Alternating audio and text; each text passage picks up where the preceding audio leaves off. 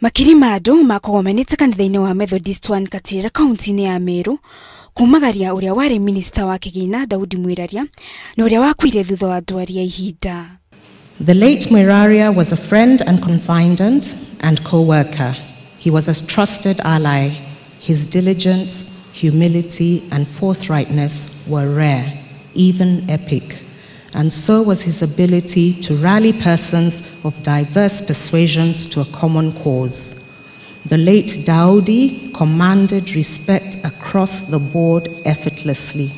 His leadership toolkit was greatly endowed, as was his brilliance, and particularly so his grasp of economics.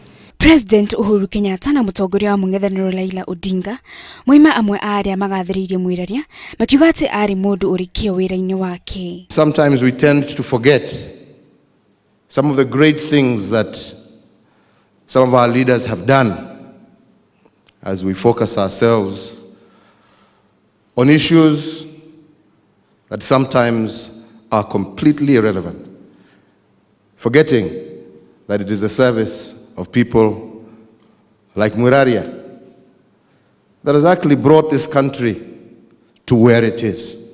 David Mwiraria was a man of few words, but a man of a lot of commitment.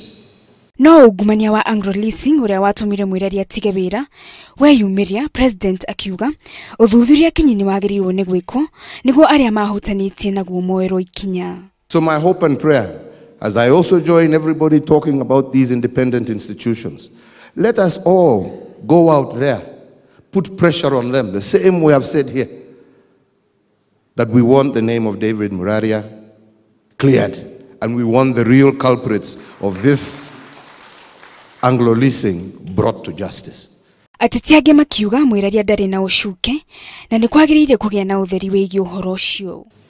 And how all of us would have wished to have him cleared of this dragon which will taint his name.